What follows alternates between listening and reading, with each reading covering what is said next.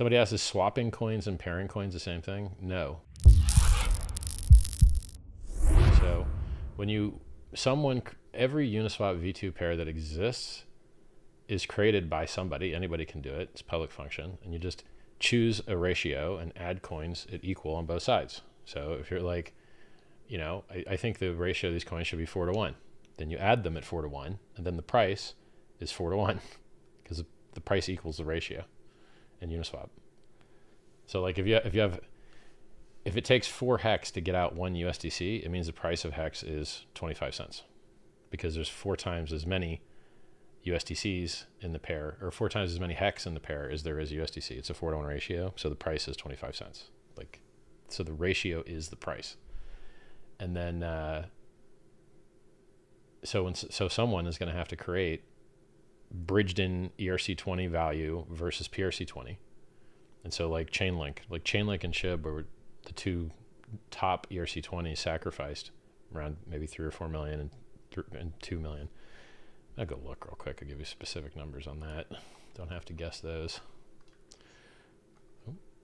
So, there was 3 million in SHIB and 3 million in Chainlink, both. So those guys sacrificed their coins. People that have SHIB or Chainlink on the Ethereum chain are going to get a free copy on the Pulse chain. We call them PRC20s. They're the Pulse versions of the ERC20s. So when someone creates that liquidity pair of the bridged in eSHIB or eLink with the link and SHIB that are on the Pulse chain, they have to choose what ratio they add that pair at. Now they could, choose any ratio with like a small amount of liquidity, let the market trade against it, and then that moves the ratios, and then the next guy has to add at that ratio. So you can only add to a pair at whatever the ratio currently is. You have to add it at the same ratio. So like right now, let's take hex. Let's call it 25 cents. That means that right now there's 4 times as much hex as there is USDC. And so if you wanted to add liquidity to that pool, you would need to put in 4 units of hex for every 1 unit of USDC. That's the ratio.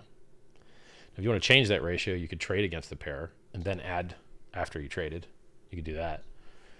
So it's it is hard to know at what ratio to set these things. So for coins that are totally priced out and can't function on Ethereum but can function on Pulse, I think that they should have, ratios that are higher on the Pulse side. Like I think the Pulse version should be more valuable because the coin can function on that side, whereas it's broken on Ethereum. And then, it's hard to say what the ratios for all the other things should be, So like what should bridged in link be worth versus link on the Pulse chain? What should bridged in SHIB be worth from the Ethereum chain versus its free PRC20 copy that everyone got on the Pulse chain? So someone's going to have to create the pair and choose a ratio, and then everyone's going to trade against it, and it's going to be how everyone gets their rewards. And then the PulseX system that everyone's going to be using to do this, it has an extra reward token that it gives the liquidity providers for being LPs. So they make fees and they make this extra token. And then you also, I think another interesting bridge is the, USDC from Ethereum bridged to Pulse itself in the PulseX exchange. And, the bridged in USDC versus hex on the Pulse chain.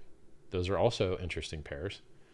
And then you've got other interesting pairs, like what about hex on the Ethereum chain, not bridged, but, well, is it bridged? I guess it is. So bridged in hex from the Ethereum chain versus hex on the Pulse chain. What's that ratio? Interesting things, interesting questions. Also, what's the PulseX to Pulse ratio? I don't know any of these things, right? The market's going to set all these things. So, it's really interesting.